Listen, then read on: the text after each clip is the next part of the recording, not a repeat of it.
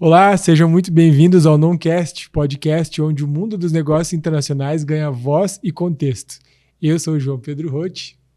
E eu sou o Vitor Moura. E hoje a gente vai falar sobre um tema que pouca gente conhece, mas que impacta aí a nossa vida no dia a dia como empresa no Brasil, que são as 2 sessões anuais do Partido Comunista Chinês e por que elas importam, o que elas são, né?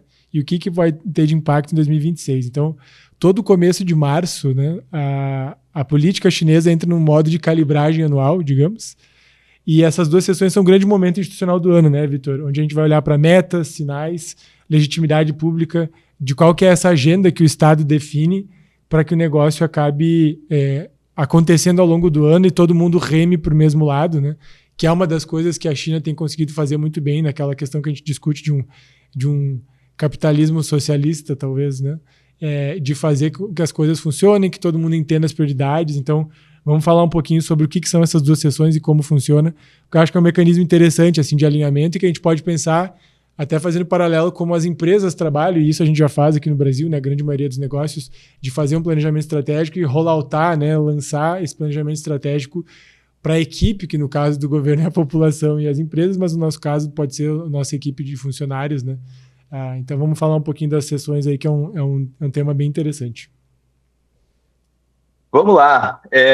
A gente até abrindo aí o backstage do pessoal, a gente acabou mudando, né, a programação dos episódios, inclusive, até para dar tempo de lançar esse aqui antes das 2 sessões efetivamente ocorrerem. Por que isso é relevante? Acho que as 2 sessões elas são um evento, tá? São 2 reuniões de 2 órgãos separados, mas que ocorrem no mesmo período, então, não necessariamente simultaneamente, mas no mesmo período, então é um bloco de tempo, vamos dizer, de alguns dias que é dedicado para isso, tá? E ali é um momento, que nem você falou da questão da calibragem, é um momento que se analisa os resultados obtidos no ano anterior, né, e se revisita e confirma a confirmação das diretrizes para o ano seguinte. Então, é um momento onde todos os oficiais do governo, em todos os níveis, se mobilizam para esse evento, tá? Claro, com diferentes graus de envolvimento, vamos dizer assim, mas ele acaba tocando na vida de todo mundo, especialmente de nós aqui em Pequim, na capital, porque, naturalmente, os eventos acontecem aqui no Hall do Povo, que fica lá no centro de Pequim. Então, aqui na capital é uma influência mais direta, vamos dizer assim, mas realmente é um evento para prestar atenção todo ano, e ele traz basicamente as diretrizes. Como é que ele funciona? Você tem as 2 sessões, naturalmente são 2 reuniões de 2 órgãos separados, um deles é o NPC, do inglês National People's Congress, né, o Congresso Nacional do Povo, que é o órgão legislativo máximo estatal na China, tá? E o outro é o da CPPCC, que na verdade é a Assembleia Consultiva do Povo, tá?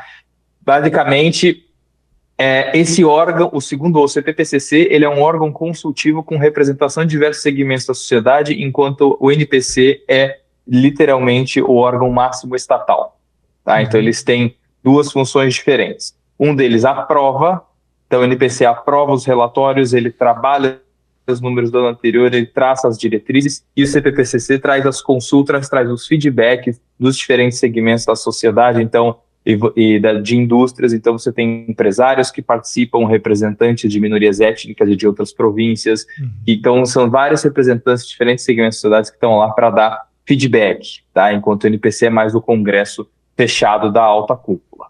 Tá? Certo. E o NPC, National People's Congress, o Congresso lá do Povo, ele começa com a apresentação do que eles chamam do GWR, tá? Que é o Global Work Report, ou seja, o relatório global de trabalho, vamos dizer assim, é um relatório apresentado, o Government Work Report, desculpa, que é o relatório de trabalho do governo. O que é esse relatório? Ele é apresentado pelo Premier, que é o Li Qiang, que é o número 2, em teoria, tá? Eu ia perguntar, porque às vezes a gente fala primeiro, as pessoas, é o Xi Jinping é o presidente. Não, são 2 cargos diferentes, né?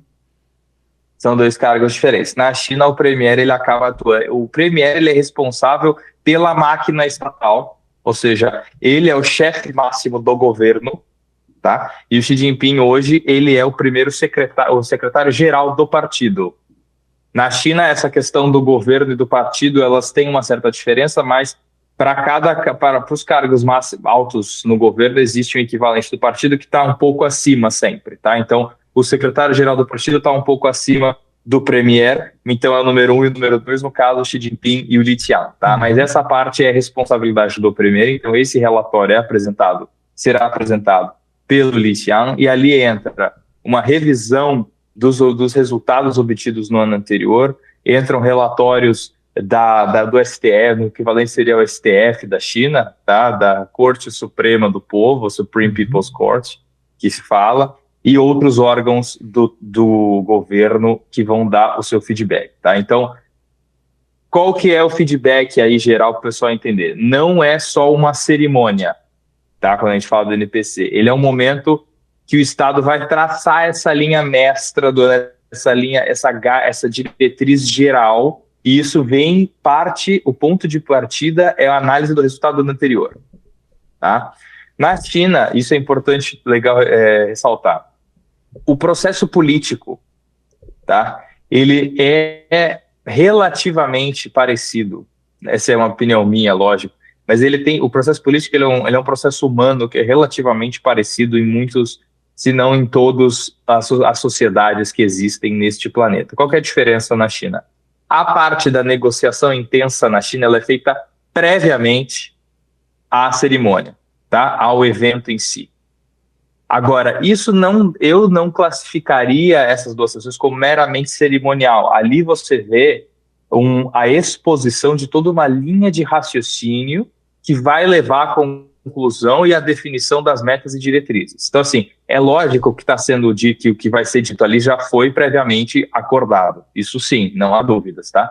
Mas não é um evento vazio que simplesmente cumpre um protocolo. Ele traz uma linha de raciocínio, ele expõe o que foi pensado, o que foi refletido, o que vai ser e por que o que foi definido foi efetivamente definido. Isso é muito importante para entender para onde a China está indo, tá? Então, é o momento, de novo, que o Estado vai traçar essa linha mestra de diretrizes para o ano seguinte, tá? E o GWR, que é o Government Work Report que a gente começou, você tem que prestar atenção em algumas coisas. Primeiramente, como eu mencionei, ele vai ser apresentado pelo Premier, que é o chefe do Conselho de Estado, do State Council, tá? Ao Congresso, e ele vai trazer todas as metas e as prioridades para o futuro, para o ano seguinte. Qual que é a linha do tempo aqui? Ele vai sair, em 2025, ele foi entregue em 5 de março, ou seja, estamos gravando aqui na última semana de fevereiro, seria muito em breve. E o texto completo aprovado, ele foi aprovado em 11 de março, publicado no dia seguinte, 12 de março. Então, até o meio do mês que vem, teremos o acesso ao texto final. O que prestar atenção, os números serão publicados. Primeiro, os targets, os números-alvo gerais. A gente está falando de PIB, a gente está falando de desemprego, inflação, toda essa parte vai ser, tá? Como trabalhar essas metas, como essas metas serão mencionadas, é importante trazer aqui, tá? Não só o número em si, mas como isso vai ser mencionado. Um exemplo,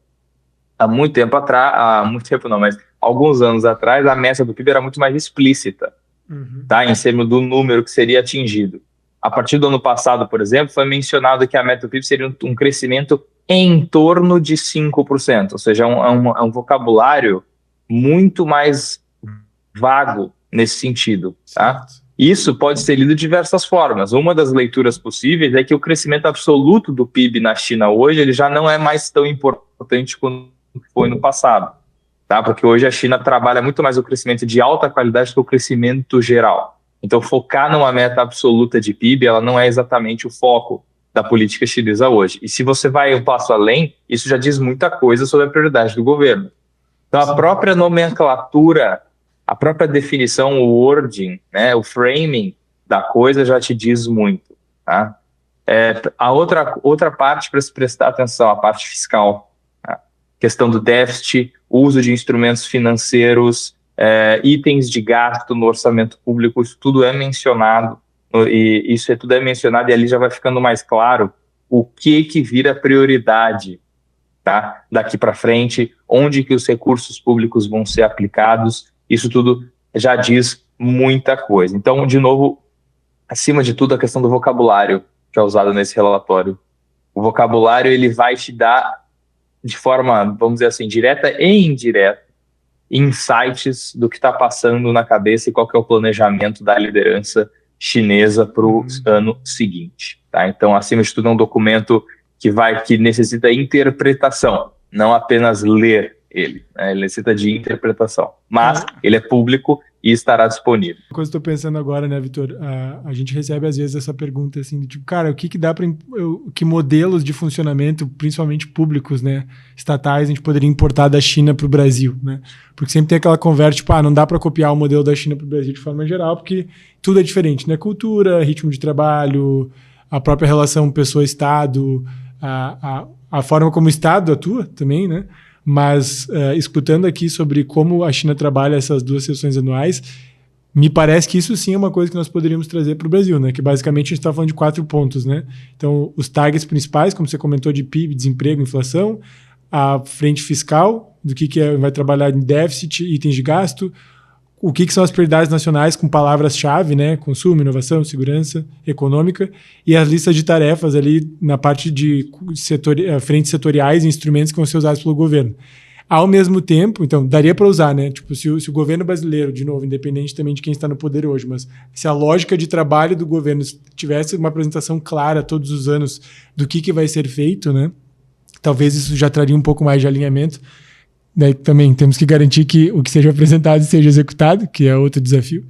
Mas um ponto que você acabou de falar, acho que é bem importante e talvez nos impeça hoje de trazer um modelo desse, que é a questão da interpretação, né? Porque o Brasil hoje tem um percentual muito alto ainda de analfabetos funcionais, né? Que é aquela pessoa que consegue ler, mas não interpreta. E a gente tem um problema grave hoje de interpretação de texto e de entendimento de forma geral no Brasil, né? Que isso vem de várias coisas, né? Uma educação de base que normalmente é muito fraca, tanto em escolas públicas como privadas, a falta do hábito e do estímulo à leitura, que naturalmente forma linhas de raciocínio mais claras. Tudo isso vai contribuindo para formar adultos que não têm a capacidade que deveriam ter de interpretação de texto, por exemplo, né? Só estou comentando isso porque me veio na cabeça, assim, a gente às vezes recebe essa pergunta, o que dá para importar? Né? Que modelo, o que a gente consegue copiar da China para o Brasil funcionar melhor? Talvez as 2 sessões, o GWR ali, assim, o relatório de trabalho do governo seria um instrumento interessante, mas temos que evoluir também a nossa capacidade de interpretação, né, para que as coisas funcionem na prática, né? Eu acho que sim, eu acho que com certeza é um instrumento que a gente poderia cogitar. No fundo, eu acho que talvez uma das grandes vantagens que acho que o sistema político chinês apresente é a capacidade de primeiro se olhar para o longo prazo com firmeza. Né? Isso com certeza é o grande diferencial na minha visão, e é evidente que o governo tem mais flexibilidade e velocidade na capacidade de alocação de recursos, né? Mas você vai bater em algumas questões fundamentais. Primeiro, que a própria definição da relação entre público e privado na China e no Brasil é muito diferente. Aqui se espera papel do governo intervir na economia de forma mais forte conforme ele julgar necessário, né? Isso no Brasil vai ter gente que discorda, vai ter gente que concorda. Então essa própria discussão. Mas acima de tudo, a grande diferença é o entendimento de como o processo político tem que acontecer, né? No entendimento do Brasil hoje, que não é um entendimento que vem de Brasil, é um sistema herdado, tá certo? Que é o sistema que se usa nos países, na maioria dos países democracias, ao modelo ocidental, e também se usa em grande parte na América Latina, que entende-se que esse processo político de negociação, porque não vamos se enganar, né? Essa questão da negociata, a gente sempre fala, vai ter uma reforma no Brasil, mas a reforma foi desidratada por conta das negociações do governo com o Congresso. Isso, a forma chinesa, mas acontece na China também. Qual que é a grande diferença? Na China, isso acontece a portas fechadas. O processo é o mesmo, só que o nosso entendimento é que esse processo tem que ser público. Né? É público. No Brasil, a gente daí é muita gente metendo bedelho, né? Exato. A gente tem esse entendimento. Assim, então, qualquer mudança, por isso que essas discussões elas são complexas, porque qualquer proposta de mudança nesse sentido, a gente tem que revisitar os nossos parâmetros iniciais. né? A gente vai sair da premissa de que a política é um processo que tem que acontecer na esfera pública, ou seja, visível. Tá? A China tem toda uma filosofia política que não tem nada, que nada tem a ver com o governo atual, ou seja, com o Partido Comunista da China. Isso vem historicamente, é uma cultura milenar deles, até tem ligado com o confucionismo, tá? De que a participação do povo no processo político ela não dá no micro. Tá? Aqui você gasta muitos recursos, por exemplo, em pesquisas de opinião. Quando há um alto grau de insatisfação do povo com alguma política, o governo com certeza sofre influência disso, tá certo? Não há dúvida. Mas a participação do povo no processo político ela não se dá via voto. Sim. E não se exige que esse processo político na China seja completamente transparente. E tá? não é que há consequências nisso. E não é que no nosso modelo ocidental não deva ter transparência nem nada, né? Mas tem uma frase que eu escutava de um chefe, tive um chefe colombiano que dizia: democracia tem limites, né, nas empresas. E talvez a gente teria que ter um pouco mais claro esses limites, né? Então tem envolvimento público e tal, mas em algum momento tem que ter o comitê, o colegiado, ou enfim, o órgão que toma a decisão, né? E vamos olhar então para a prática, Vitor. Desculpa. Não, só ia falar que para a gente ir para uma linha mais prática e para mostrar como de fato isso funciona, né? Para não ser uma coisa que é só um documento governamental que é publicado, mas para por aí. Vamos olhar para os destaques de 2025 ali, o que foi prometido versus entregue, né? Porque eu acho que aqui a gente consegue ter um exemplo bem real e concreto de como isso está funcionando hoje na China. Né? Sim. Bom, o entregue a gente vai ver quando sair o relatório agora em março, ainda não sabemos, mas a gente pode revisitar o que foi prometido no relatório que foi apresentado ano passado. Então, como eu falei, tinha o PIB, eu estou olhando aqui as metas para falar os números de forma mais precisa. PIB, crescimento em torno de 5%, desemprego urbano pesquisado em torno de 5,5%, novos empregos urbanos mais de 12 milhões, isso eram metas para serem atingidas até 2026. Sim, tá? sim. CPI seria a inflação na China em torno de 2% e o déficit PIB em torno de 4%. Tá? E aí, o que aconteceu em 2025 que já saiu? Ou seja, o relatório ainda não foi divulgado, mas alguns números já saíram. O PIB bateu a meta de 5%. Na lata. O desemprego... em cima. O desemprego urbano médio ficou em 5,2%, então abaixo da meta de 5,5%, que é bom, porque é uma meta uma meta de desemprego, então quanto menos, melhor. Empregos urbanos criados 12,1 milhões de janeiro a novembro, os números de dezembro não saíram ou eu não encontrei. Então, atingindo a meta do ano. E a inflação, que é o CPI na China, que seria parecido com o nosso IPCA, manteve aí o mesmo nível do ano anterior, ou seja, abaixo do alvo de 2% que estava divulgado. Então, como um bom cínico, vou fazer a pergunta, né? O quanto pode ter, talvez, de manipulação desses valores, porque está tudo muito bom, né?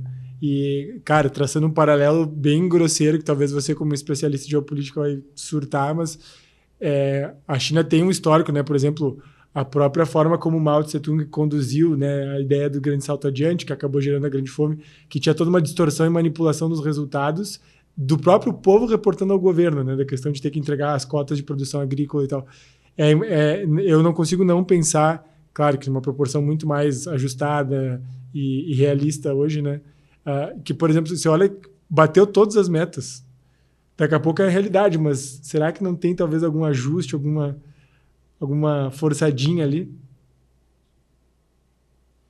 O que eu costumo dizer para isso, assim, a reflexão que eu faço... Lá vem a resposta do diplomata. Fala. A reflexão que eu faço é assim, independente, de novo, se houve manipulação ou não, eu não tenho como saber. A gente não sabe como as coisas são calculadas, etc. Assim, sempre há um grau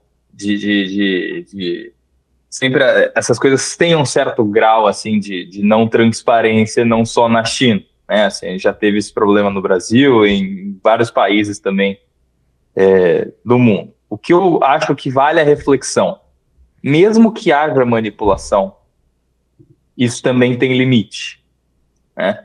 Ou seja, uma inflação de 500%, eu não posso dizer que ela foi 5%, certo? Então, assim, a ordem de grandeza, ela se mantém. Eu consigo disfarçar, vamos dizer, uma inflação de 7% e dizer que ela foi 5%. Eu consigo disfarçar. Mas eu não disfarço uma inflação de 50% e digo foi 5%. Né? Um desemprego de 20 milhões ou 12 milhões, por exemplo, novos postos de trabalho criados, postos urbanos, né? A meta era de 12 milhões. De repente eu criei 10, eu disse que foi 12. Tudo bem.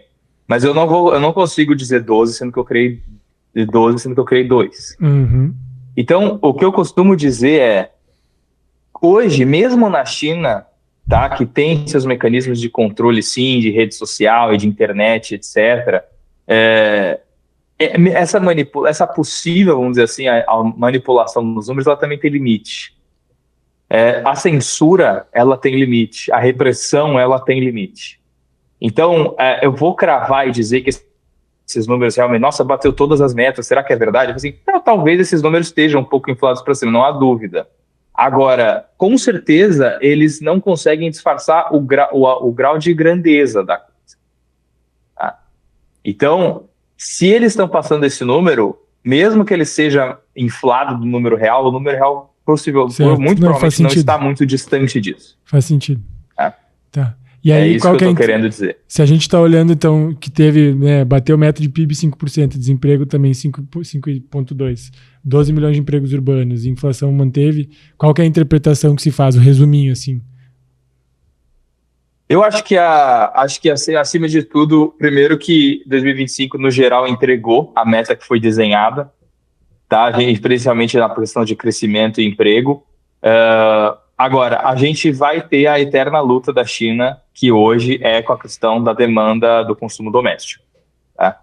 Existia toda a política da dupla circulação, que ainda existe, na verdade, que pegou muita força durante a Covid, que é uma política que enxerga que a alta dependência da China em exportações, ela também é um risco, né?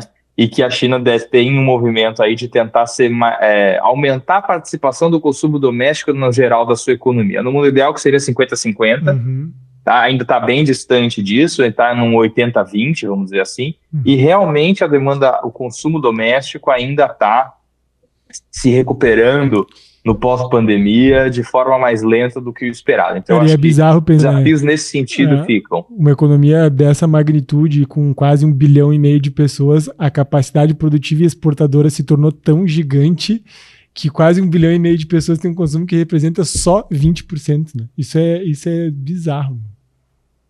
É bizarro. Mas assim, ainda é um país e uma população que tem um potencial de crescimento desse consumo muito maior, muito grande ainda.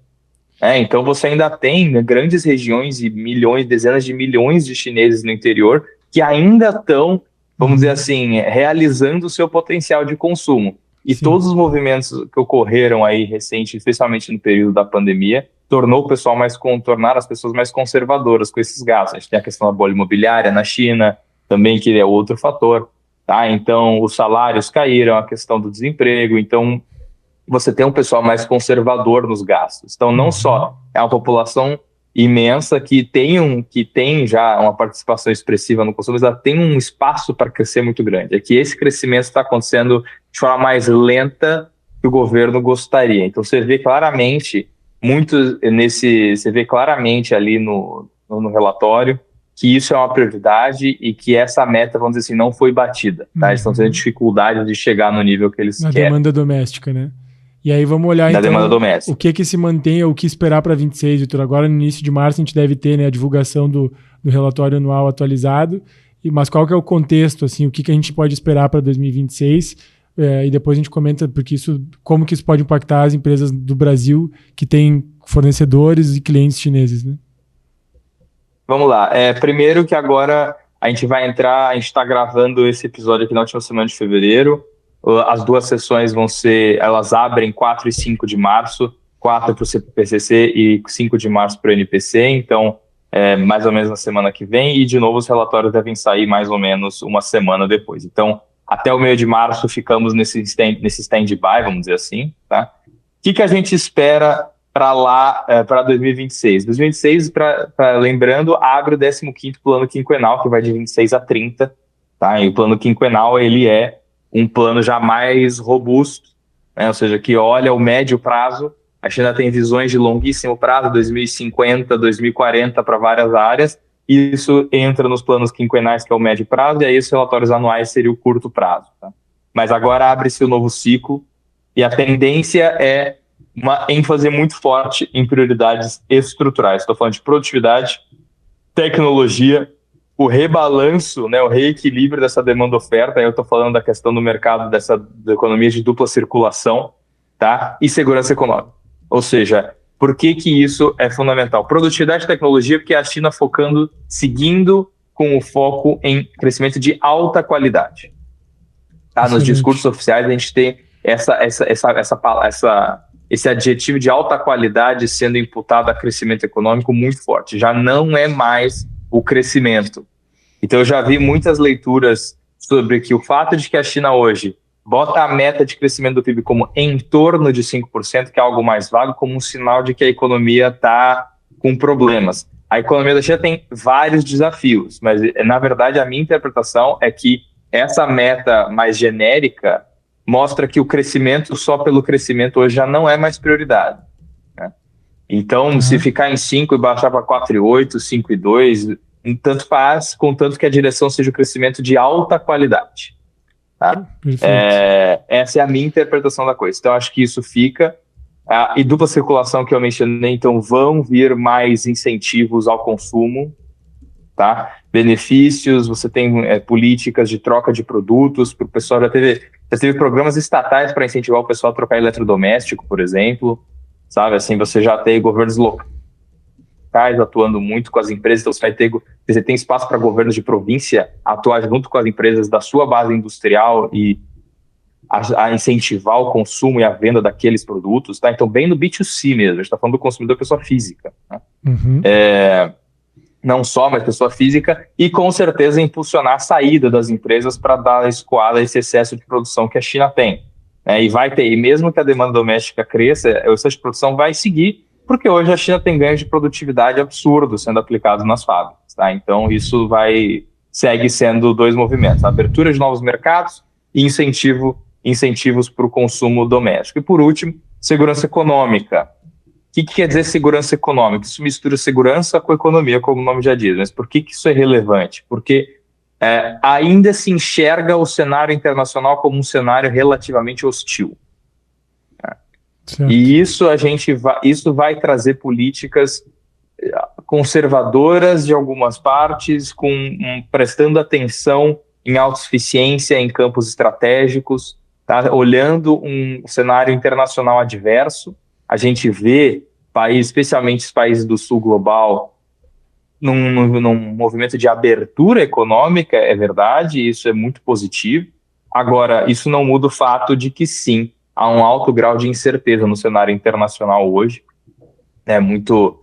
que tem várias fontes. O comportamento do presidente Trump nos Estados Unidos é só uma delas, há vários focos de conflito e incerteza, não dá só para culpar um país sobre isso. A gente está num mundo em transição, até para o sistema multipolar, e essa transição ela é sempre complicada. As instituições têm que achar os seus novos papéis, as suas novas funções, os países também se posicionam de outra forma, e esse movimento de sair da forma que eu me posicionava antes para a próxima, ele causa incerteza. Você tem atitudes que são tomadas hoje que talvez não acontecessem 10 anos atrás. Sim, ainda que tem uma continuidade, né, Vitor? Essa questão, por exemplo, da demanda doméstica se mantém. A China já vinha fazendo essa diminuição que você falou de diminuir a importância do crescimento absoluto do PIB, embora ainda tenha um número, né, em torno de 5%, que, meu Deus do céu, ainda é um número... Se o Brasil mantivesse esse ritmo, nós ia estar muito maiores do que hoje, né? Mas esse português ficou feio. Nós iríamos estar muito maiores do que hoje. Então, essa questão da demanda... eu acho que tu falou um negócio que o que fica, né? Acho que, primeiro, o que fica? Impulsionar incentivos para abertura de mercados exterior e para aumento do consumo doméstico. Isso fica. Foco no crescimento de alta qualidade, especialmente nas indústrias de altíssima tecnologia, isso também fica. Tá? Há programas, por exemplo, de imigração aqui para especialistas das áreas de STEM, né, que é ciência, tecnologia, engenharia e matemática, eu acho, é uma sigla que se usa, né? por exemplo, de estrangeiros dessas áreas que vêm abrir empresa aqui, têm acesso a investimento, a linhas de funding, a políticas de imigração mais abertas, entendeu? Então, tudo isso são movimentos nesse sentido para trazer o dinamismo na economia. Você tem, especialmente as políticas de imigração, para quem quer vir para realmente abrir negócio aqui, está ficando mais fácil e não mais difícil, ao contrário do que dizem, tá? Então, eu acho que essas são tendências que ficam. O que fica em aberto, com certeza, é tudo aquilo que tiver ligação direta com o acionário externo. Né? Então, isso fica em aberto porque está difícil. A China, agora, nesse momento, por exemplo, a China já está... A gente tem um aumento, a gente está no momento de aumento da tensão entre China e Japão, por exemplo, que é uma relação extremamente contenciosa no leste da Ásia e, consequentemente, no mundo inteiro. Então, tudo isso, né, só para não ficar naquela retórica sempre de que os Estados Unidos que estão causando todos esses problemas, não é verdade. Há muitos outros focos de tensão hoje em dia. E muito mais perto de casa, no caso deles, lá com o Japão, né? No caso deles, sim. O Japão é um problema... Problema não, o Japão é um fator... Sim, é uma relação de amor muito forte. Brasil e Argentina no nível vezes 10, né?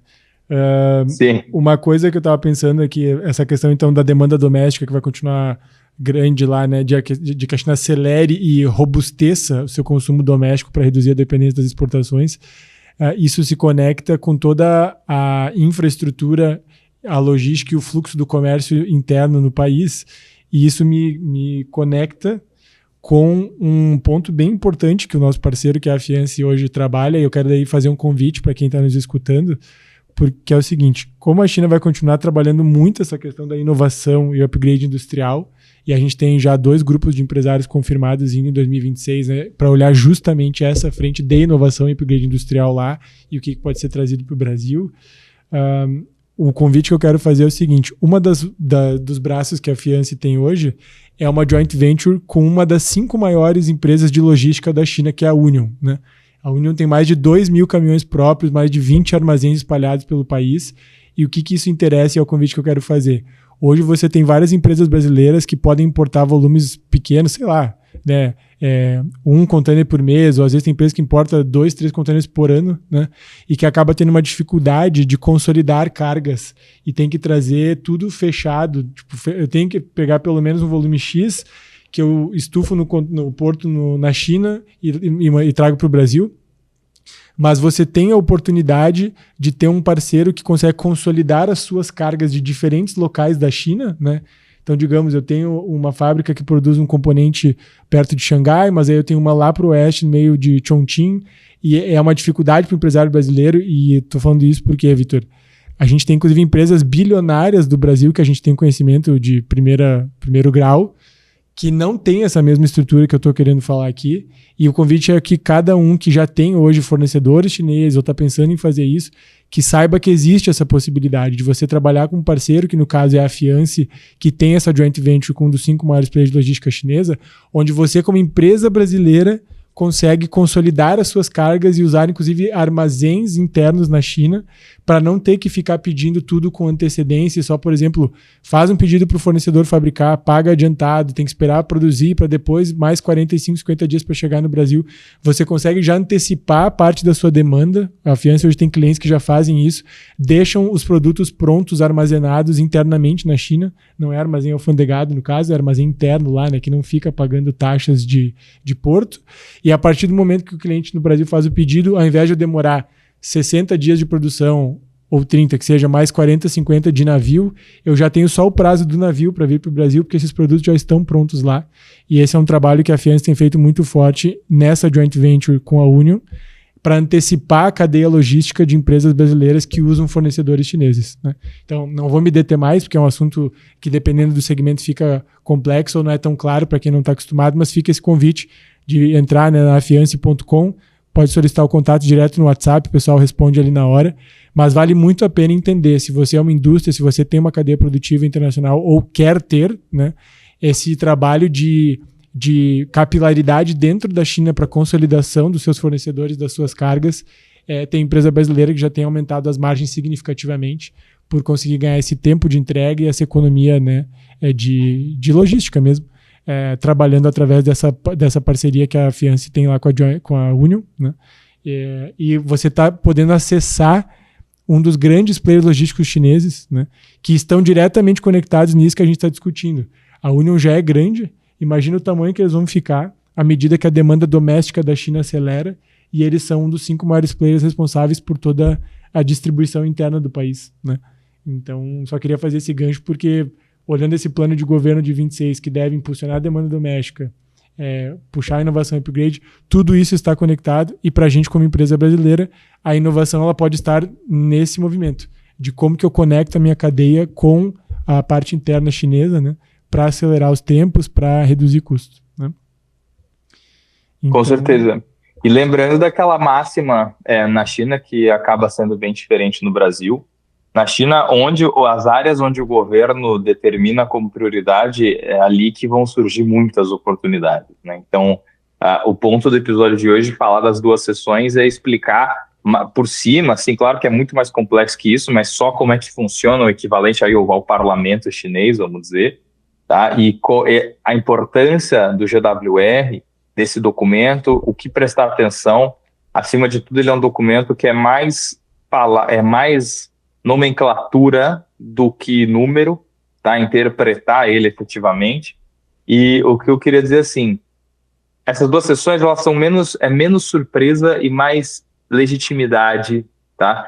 Do rumo que será tomado daqui para frente. Ele vai trazer isso e vai explicar o que vai ser feito. E esse relatório ele é o ponto focal, porque ele vai dizer o que o Estado quer destravar e dar as pistas de quais setores e temas vão receber prioridade. E é ali que surgem oportunidades. Por isso que, quando a gente fala assim, um relatório publicado anualmente pelo que seria o parlamento chinês, isso tem a ver comigo, porque nesse relatório vão estar as primeiras pistas de qual será a oportunidade na China, o que o governo dita como prioridade, surge muita oportunidade de negócio. E um ponto importante, né, Vitor, como você falou, o Estado diz o que vai destravar e quais vão ser os setores e temas prioritários.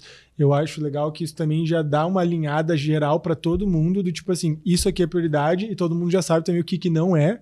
E não tem choro ou reclamação, né? Porque um dos problemas que a gente vive hoje nas democracias ocidentais como um todo é que, como é tudo transparente, todo mundo pode dar voz e dar opinião, todo mundo tenta puxar para o seu lado. Tanto que nos Estados Unidos, por exemplo, a gente criou uma indústria de lobby legal gigantesca, que é exatamente isso. Cada setor da economia, ou literalmente todo o setor da economia, puxando a brasa para o seu assado, né?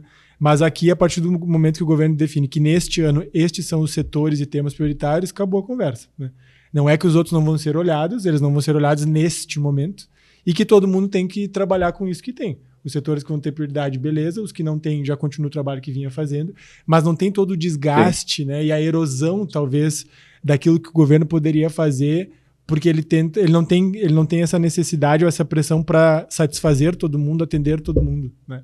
Acho que essa questão de frente unida, de alinhamento, ela é mais uma das coisas que é diferente do modelo chinês em comparação às nossas democracias ocidentais, e por isso que eu comentei antes, a democracia deveria ter limites, né?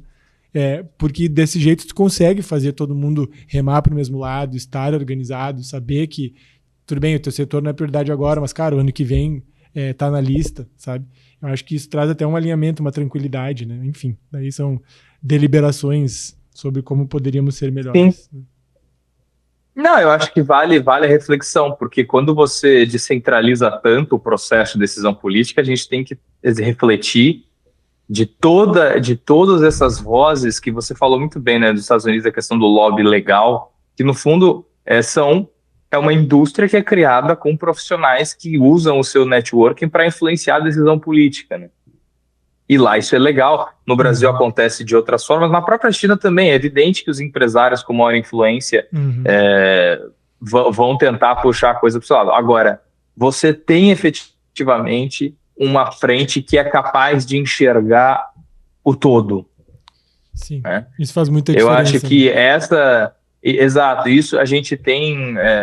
Você tem umas horas que você tem que olhar para o todo, porque no fundo a gente vive num país só. Certo. E isso, você tem um sistema que permite que isso seja feito, ele realmente, enfim, ele tem as suas vantagens, vamos dizer assim, né? A gente e o resultado da China mostra isso claramente.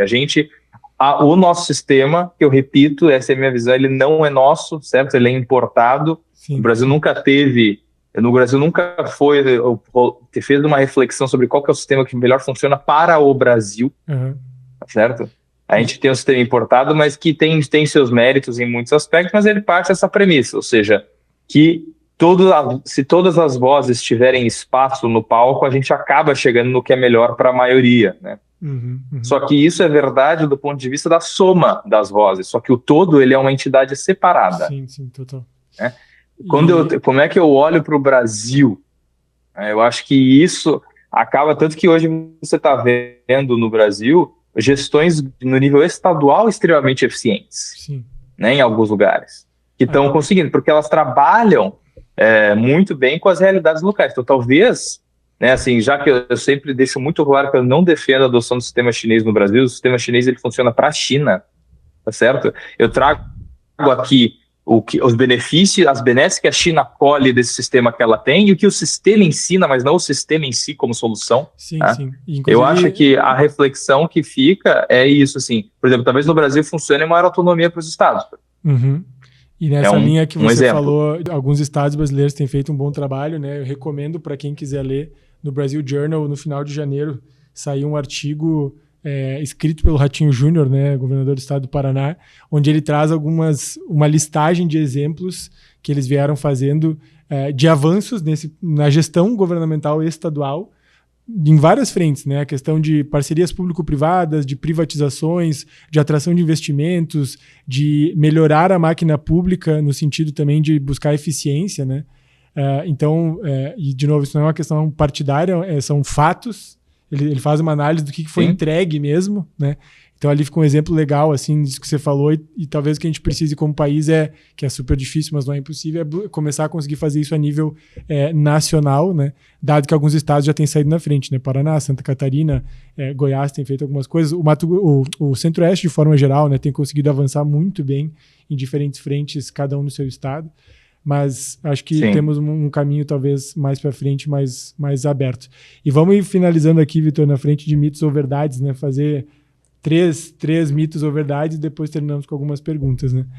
Essas duas sessões do Partido Chinês são um parlamento que nem o Ocidente. Isso é mito ou é verdade? É mito, dá para dizer que seria assim, o mais próximo que a China tem do que é um parlamento, mas a arquitetura e a função são completamente diferentes. Não sai nada relevante daquilo ali que é definido. É só uma papelada governamental. Muito pelo contrário, a grande é mito, ou só que acho que a grande lição que fica é que os relatórios que saem dessas sessões, o valor deles tá muito na interpretação e não só nos números que estão escritos no papel. Então tem que ir um pouco além, mas é mito. E duas perguntas que eu acho que são boas aqui. O que muda no relatório de trabalho do governo de 2026 por ser a abertura do novo plano quinquenal? Vai ser o 15º plano de 5 anos que a China abre, né? O que você acha que pode mudar no relatório do ano, considerando que ele vai ser o primeiro ano do plano de 5? Eu acho que a gente pode ter algumas áreas que não foram mencionadas no relatório do passado, vão ser mencionadas esse ano. Por quê? Porque ele, por ser o relatório do primeiro ano do novo plano quinquenal, vai refletir as prioridades do plano do novo plano quinquenal agora. Tá?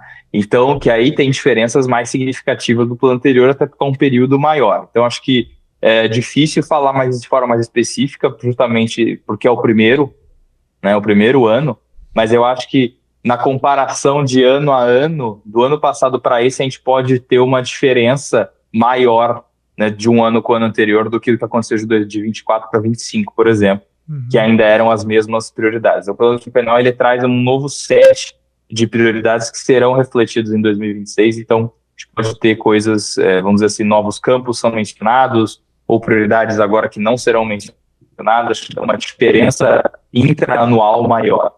E o que você espera ver de sinais em relação ao setor privado, né, as empresas privadas na China e a questão da confiança, dado que é uma dinâmica um pouco diferente da nossa? Eu acho que, acima de tudo,